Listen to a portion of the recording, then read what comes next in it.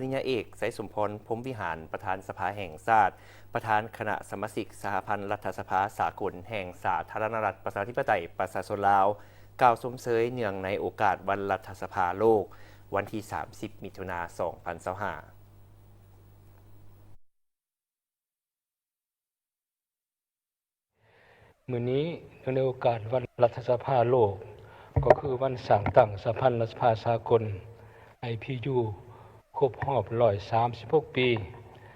คือวันที่ 30 มิถุนายน 1889 ถึงวันที่ 30 มิถุนายน 2025ในนามประธานสภาแห่งชาติแห่งสาธารณรัฐประชาธิปไตยลาว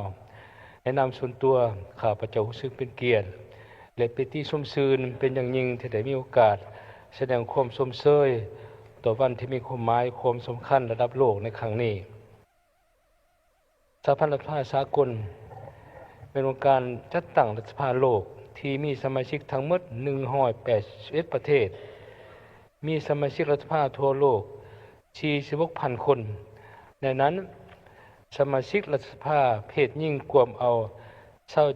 27.2% และมีองค์การจัดตั้งสากลหลายกว่า15องค์การที่เป็นภาคีสหพันธ์รัฐสภาโลกสหพันธ์รัฐสภาสากลมีจุดประสงค์เพื่อเฮ็ดเวียกงานร่วมกับรัฐสภาและบรรดาประเทศสมาชิกรัฐสภาเพื่อตอบสนองความต้องการและความมุ่งมั่นปรารถนาของประชาชนและเป็นวิธีส่งเสริมสันติภาพประชาธิปไตยสิทธิมนุษย์และความเสมอภาคยิ่งใหญ่และสร้างความเข้มแข็งให้แก่ชาวหนุ่มการแก้ไขปัญหาการเปลี่ยนแปลงดินฟ้าอากาศและการพัฒนาแบบยืนยงในกองประชุมรัฐสภาสากลครั้งที่129กองประชุมสมัชชาใหญ่สหประชาชาติในปี 2018 ได้มีการนำห้องอมติโดยได้กำหนดเอาวันที่ 30 มิถุนายน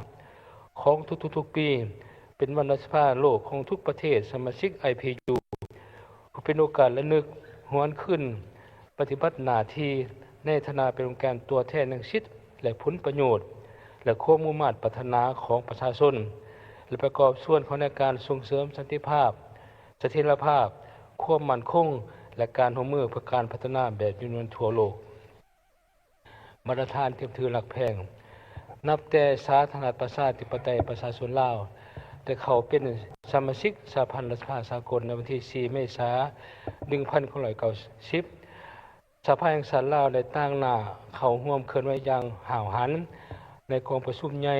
และก็ประชุมรัฐต่างๆของสหพันธ์รัฐสภาสากลซึ่งเป็นการเผยแผ่นโยบาย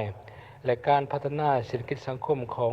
สาธารณรัฐประชาธิปไตยประชาชนลาวโดยวิธีรัฐสภาระดับโลกเข้าร่วมค้นคว้าปรึกษาหารือและแสดงทัศนะที่สร้างสรรค์ต่อการปกปักรักษาสันติภาพเสถียรภาพก็คือความมั่นคงในภาคพื้นและในโลกอย่างเป็นเจ้าการพิเศษในปีนี้สภาแห่งชาติลาวก็จะได้กางเกี่ยมเข้าร่วมกองประชุมประธานรัฐสภาโลกครั้งที่ 6 และกองประชุมสุดยอดประธานรัฐสภาเพศหญิงโลกครั้งที่ 15 ซึ่งจะจัดขึ้นในท้ายเดือนกรกฎาคม 2025 ที่นครเจนีวาประเทศสวิตเซอร์แลนด์ซึ่งจะเป็นโอกาสปรึกษาหารือและแลกเปลี่ยนความคิดความเห็นร่วมกับผู้นำขั้นสูงของรัฐสภาที่มาจากทุกภาคพื้นในทั่วโลกบรรดาทานที่หักแพงทั้งหลายข้าพเจ้าที่ราคาสูงต่อคำขวัญของวันรัฐสภาโลกในปีนี้ที่บรรลุความเสมอภาคยิ่งใหญ่การจัดตั้งปฏิบัติเทอละก้าว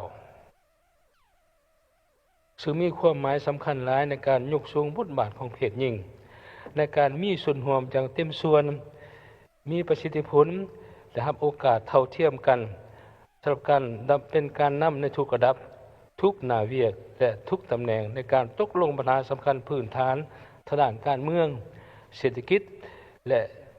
ชีวิตเป็นอยู่ทางสังคมสาธารณรัฐประชาธิปไตยประชาชนลาวและความสำคัญต่อความเสมอภาคยิ่งใหญ่ด้วยความเชื่อมสานเป้าหมายการพัฒนาแบบยืนยงโดยเฉพาะเป็นเป้าหมายที่ 5 บรรลุความเสมอภาคระหว่างหญิงชายสร้างความแข็งให้แก่แม่หญิงและเด็กหญิงทุกคนเข้าในการแพ นพัฒนาเศรษฐกิจสังคมแห่งชาติ5 ปีแต่ละระยะพร้อมทั้งเอาใจใส่จัดตั้งปฏิบัติแผนดำเนินงานแห่งชาติเพื่อความเสมอภาพยิ่งชาย 2021-2025 โดยมีจุดประสงค์ประกันสิทธิและพันธะสิทธิเสมอภาพยิ่งและชายรวมทั้งยุติทุกรูปแบบการจำแนกต่อเพศหญิงในทุกขงเขตเวียกงานรับประกันให้แก่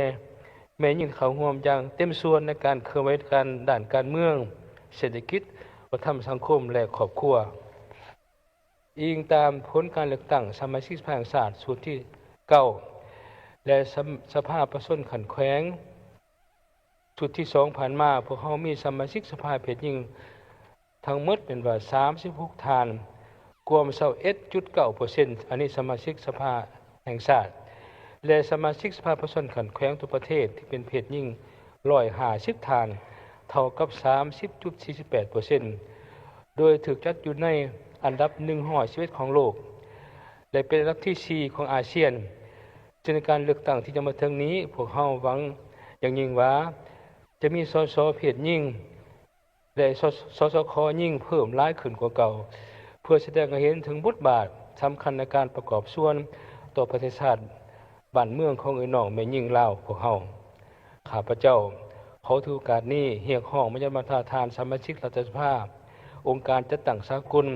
องค์การจัดตั้งทางสังคมและทุกภาคส่วนจงสืบต่อร่วมมือกันเป็นเจ้าการส่งเสริมบทบาทหญิงชายในกระบวนการตัดสินปัญหาภายในประเทศรวมทั้งความมีทัศนะต่อปัญหาที่ภาคพื้นและสากลพร้อมทั้งสนับสนุนด้านวิชาการและงบประมาณเข้าในการสร้างความเข้มแข็งให้แก่เพศหญิงในทุกด้านให้มีความเข้มแข็งมีการประกอบส่วนที่หลายขึ้นสู่ส่วนให้จำนวนมียิ่งที่เป็นสมาชิกสภาแห่งชาติเพศหญิงในสุดที่10บรรลุ 30% ของจำนวนสมาชิกสภาแห่งชาติทั้งหมดสุดท้ายนี้ข้าพเจ้าอวยพรประธานสมาชิกสภาแห่งชาติท่านหญิงท่านชายทุกๆคนจงมีสุขภาพเข้มแข็งแข็งแรงมีความสุขในชีวิตส่วนตัวประสบแต่ความสำเร็จในหน้าที่การงานอันมีเกียรติสง่าของประธานพร้อมกันยกสูงบทบาทของสภาแห่งชาติในการกำหนดชะตากรรมของชาติและ